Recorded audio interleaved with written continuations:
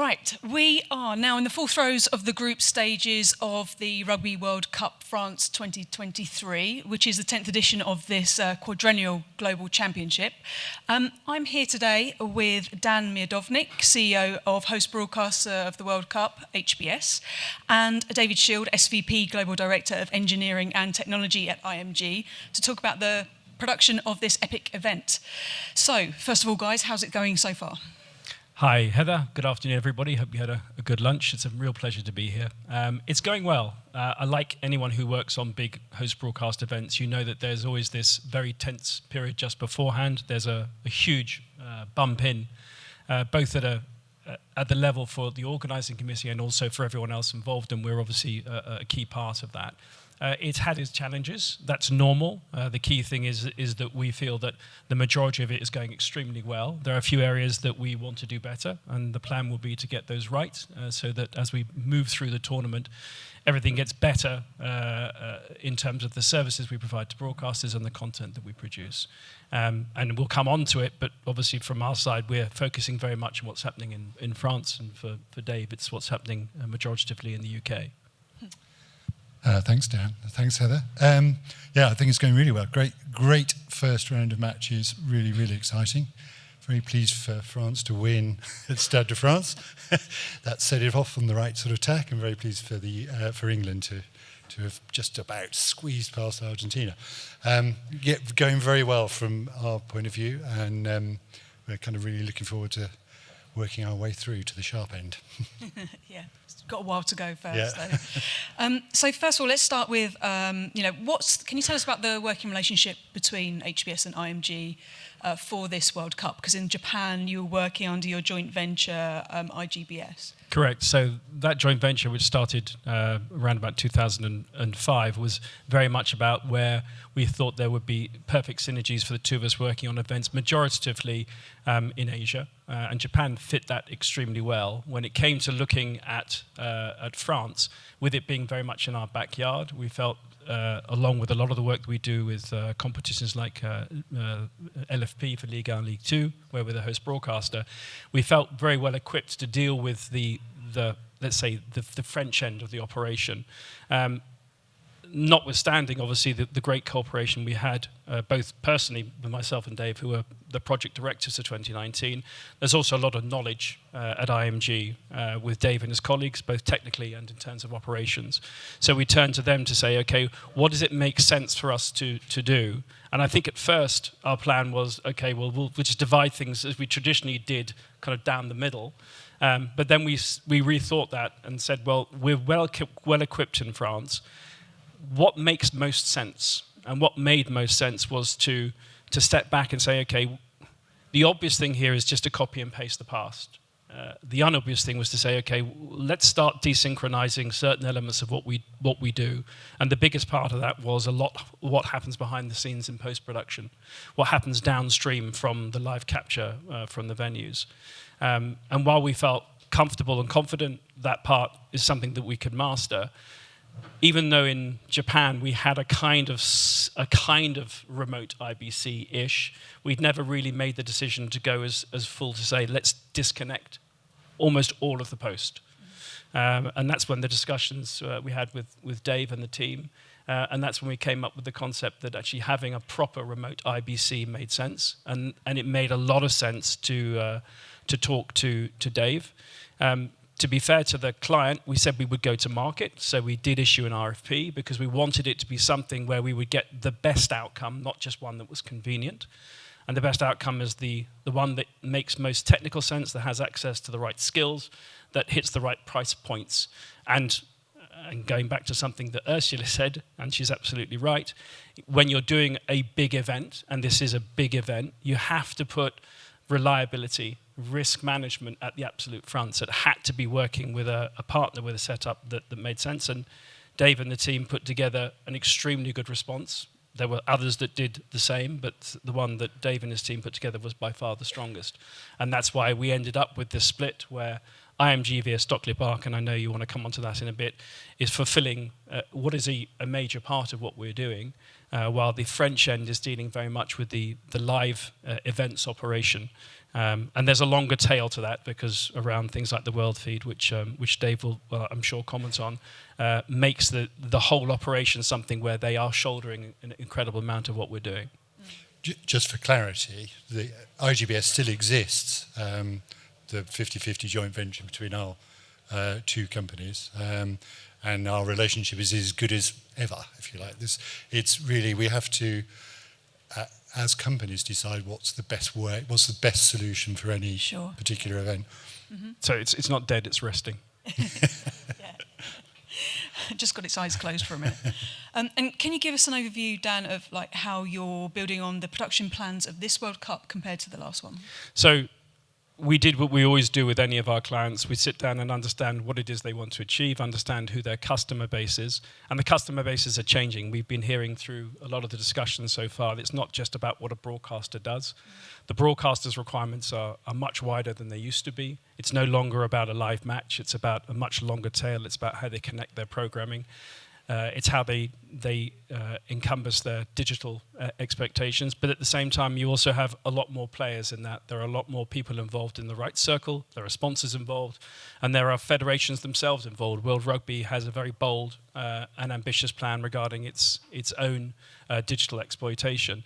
So you have to try and take as much of that on board when you start that sort of design phase. And that was done very closely with World Rugby, with Amanda Godson and Steve Jemison and James Rothwell. And it's a shame they can't be here, and the reason they're not here is because there's a Rugby World Cup going on, which might you think, why are we here?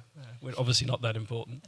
But that work was done in over the first period to then decide, okay, what are the pillars that matter? And the pillars that matter may sound familiar, but the way that they are delivered and designed is different. So you have a live element, you have a multi-feeds element, which is very much around what's happening around the live matches. There's a lot more going on in the delivery of the content around those. You have a very strong E&G element. There are 12 crews roaming around France that are delivering content, which is, again, all pushing a lot of this content to a single destination. And then you have what we call the long and short form broadcast content, and as well as a much, much bigger digital set of services. Again, we've heard it so much today, the digital transformation, the expectation from broadcasters, from rights holders, from federations to exploit that, to find different ways to talk to different audiences is something which is exploding as big as the discussions we're having around technology. Those are all baked into this production plan. And then there's the bit you forget, which is all the services to broadcasters. So they need to be able to come on site. They've got to be able to get into venues. They've got to be able to book services. They've got to have cameras in places. They've got to get into compounds. They've got to book commentary. And it's long, it's heavy, it's industrial, but it's really important because the first complaint you'll have is my commentary position doesn't work, or my people can't get in, they can't move around. So that process is the one you go through. That's what defines the production plan. And that's what we've worked on. I know we'll come a little bit more detail around certain elements of that. But that is a significant step forward from Japan in terms of the way it is done and how well it is delivered.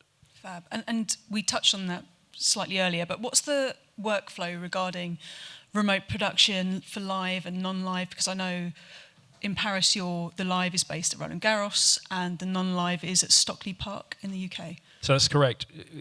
When we rode back the analysis of France, do we do remote? And that question of, is this too big an event to take a risk with remote? I think the answer to that question is how robust, how mature is that market in doing remote? So though it's not about this event, we've just done an event in Australia and New Zealand, in the Women's World Cup, and that was a remote event. But it's in a country that's very mature in doing that. It's had a lot of practice, and the people down there will tell you that it was not an easy road, but they're at a point where you really trust the infrastructure. You trust the telco, you trust the way that the signals are managed on telco, you trust the way that the signals are managed at the various hubs and the distribution, you trust the fact that they have an infrastructure that can deal with the high volume of games over a short period of time. Our analysis in France is that wasn't the case. What it was strong in, it was strong in traditional. It was strong in having traditional companies, and we have three very strong suppliers working with us in having trucks at venues. some portions of it have been done remotely and are being done remotely. But we decided that would be the approach for the majority of it, bringing all the signals back to the IBC, and then saying, okay, well, now what happens? What happens is you have the opportunity to pick up some of that material, but what do you then do with it all? Where does it go? And that's where Dave comes in. Yeah, I mean, it was a happy dovetailing of activities that we were going to look after the satellite distribution of the world feed. So we needed to get connectivity from Roland Garros into Stockley Park in the first place. But that kind of enabled a remote, non-live post-production solution. 2019 had been the first time Rugby World Cup has had a media server. So that was quite a big landmark, actually, in 2019. In 2019, it had been provided using an EVS solution.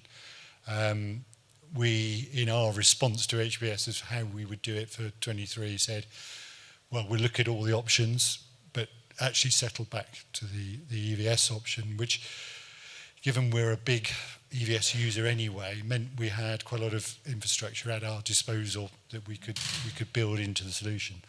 So that's sort of, that's the major bit of technology that's happening at Stockley Park is the EVS media server. And we have edit suites, we have 72 edit suites there, so rather than building in an IBC as you typically would, we can just cordon off an area which will be exclusive use for HBS. Yeah. Historically we've had a great relationship on production, so it's largely IMG production people working on that non-live, but with quite a few leaders from HBS, if you like, at Stockley Park, also being part of it. We're providing the crews, and Dan mentioned 10. It's a more difficult Rugby World Cup because of team camps being often distant from the venues the teams are playing in. England are in the 2K to be as close to England as they can, but had to travel to Marseille 2 days before the game, and capturing all your training and your press conferences is quite a complex matrix around that. Yeah. Materials fed back to Stockley Park directly from crews, and then available in the media server immediately, as is all the multi-feed. And that's the other thing we're seeing, where broadcasters wanted lots of ISO feeds of cameras to do analysis at half-time or full-time. Now all that material is on the server. So it's really been ramped up. Yes, and it's kind of actually allows access to much more than you would have got, in probably more economically than saying, I want the tactical camera, I want camera 1 clean and so on. So that's been quite a big development for us. We're doing a little bit else besides helping with the world feed distribution, which is sort of different from some other quadrennial properties, and we know the broadcasters quite well, and we've been doing the Radio World feed, which will take extra prominence this time around because BBC are doing less games, whereas they would do their own unilateral commentary on all games. They're going to use the world feed commentary a little bit more, and indeed I think some of the French radios are. And with Stockley Park, how has that got to this point? You haven't just created it for this event. No, there was the Euros in that eventually happened in 21. It was Stockley Park was sort of identified as a place that we'd got running through COVID. We were doing the behind closed doors Premier League distribution, so we had the place up and running. So we were able to offer a solution to UEFA there to mainly actually house the non-live production. They came with their own equipment, but we had somewhere with power and cooling that could allow that to happen. So I would say that's the first time that's been sort of a remote operation, if you like. And so we knew it worked, and that's why in responding to HBS's RFP around the non-live, we we proposed both a IBC-based and a remote solution. And we actually ended up, for various reasons, doing the same thing for the Women's World Cup, which was like another further, we had to build once and actually just reconfigure between the two rather than two separate instances. It is a question that comes up a lot. Are IBCs still relevant?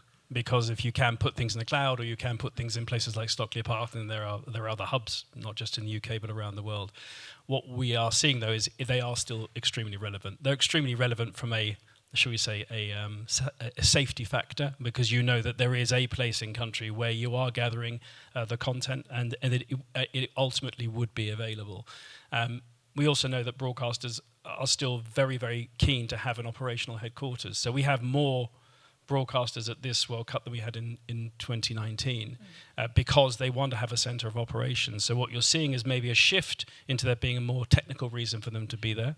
The post content can be available in the cloud, so that doesn't really matter where they are, where that is, or where they are, because their people are back home. But when it comes to the live, there is a strong imperative. And then as we see more and more with things like the bunker or with VAR in football, that actually being able to centralise those services becomes more important. If you want to do quality control for multiple venues, yes, you could do that at Stockley Park, but equally you can also do it for multiple venues in the country.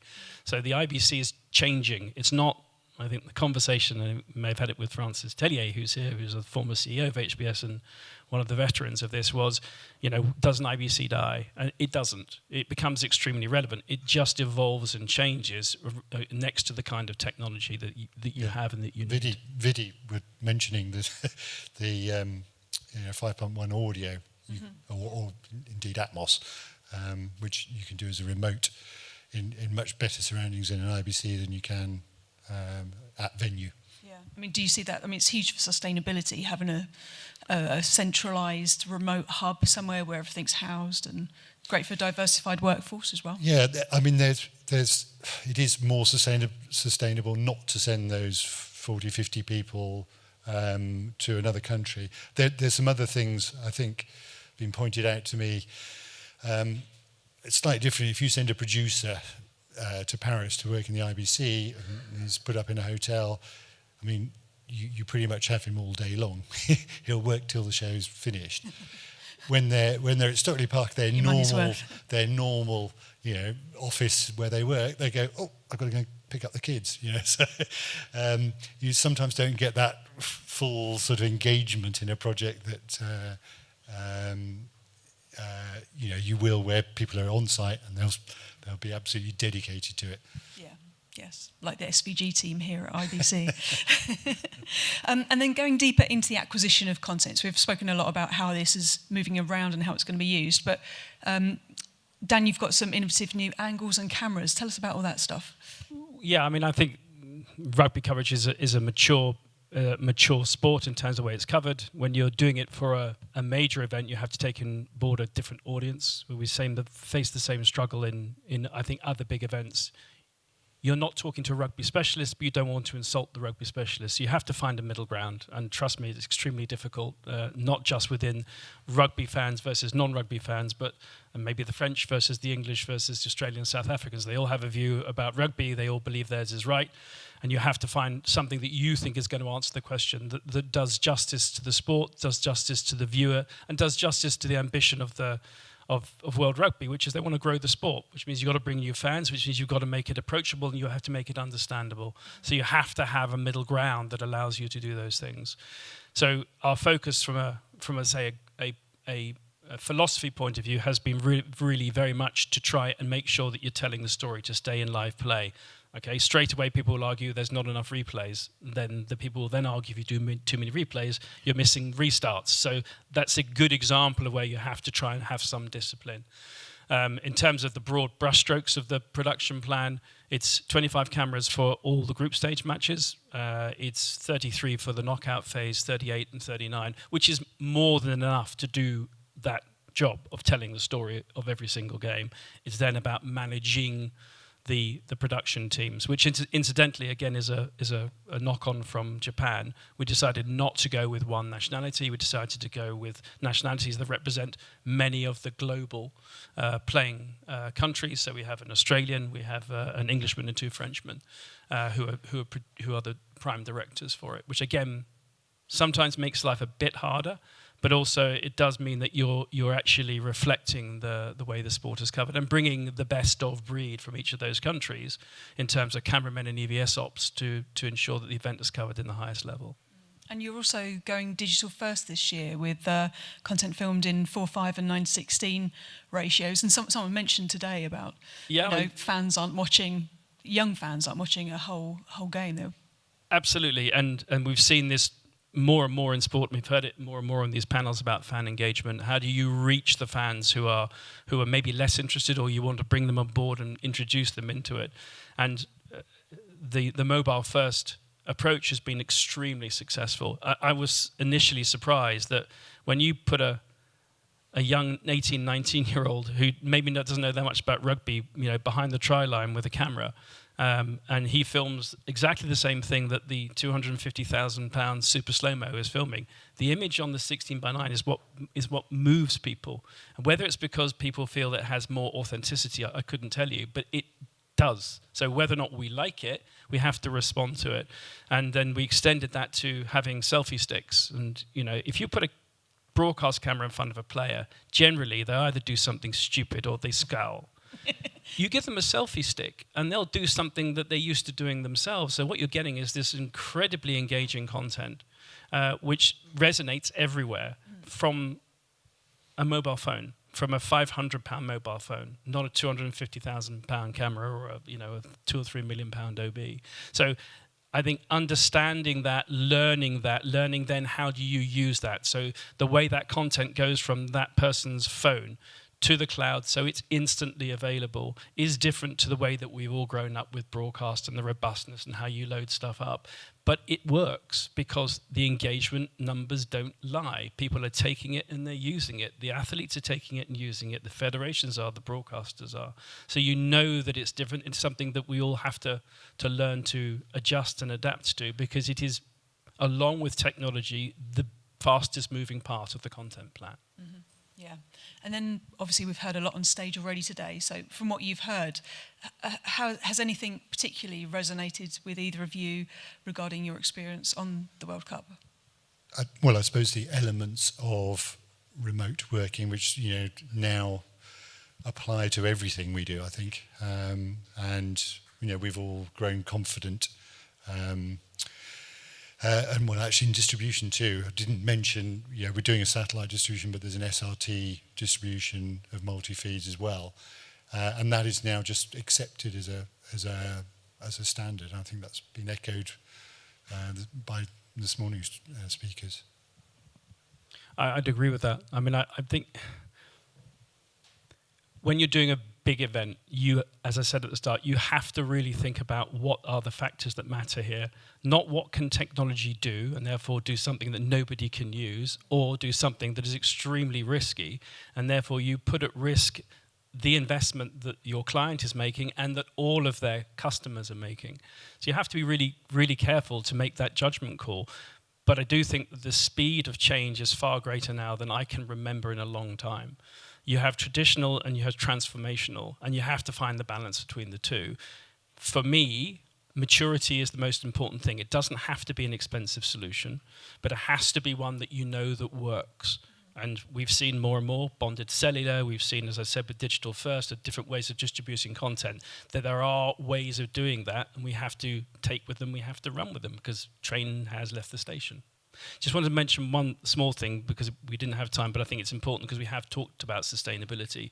The decision to place the IBC at Roland Garros, I think, was a very brave one by World Rugby, because you're taking an installation that exists, so therefore you're not building something which as we said, we need to build. So it's important that type of thing is done. And in addition, using things like biofuels for generators to cut down on generators, and using grids and UPSs in a safe way has got to be the way that we go forward, because we leave a very large carbon footprint. We justify it via a variety of metrics, I think some of which are very valid. But the more that we can do in that space, the better, whether it's moving people or not moving people, whether it's the equipment we use and the equipment we send. That's an area where I think we really can focus. Definitely. And Stockley Park is 100% green energy. You said it. Finally, last one. Will we see any extra guns being thrown into the final at Stade de France? There will be a few things. The helicopter will be back. There will be, as I said, that additional sort of 10, 12 cameras there were from the group stages. There will be a few toys. But again, I don't want directors focusing on toys. I want them focusing on what the audience needs. And then they have multiple feeds, as Dave has said. You know, the ACF has all the near live actions. If they want to tear it off and use it in their highlights, that they can. But the story that goes in the live should be easy and good, of the highest quality for everyone who likes the game, who's watching that match, to understand. Fantastic. Thank you very much, guys. Give them a round of applause. Thank you.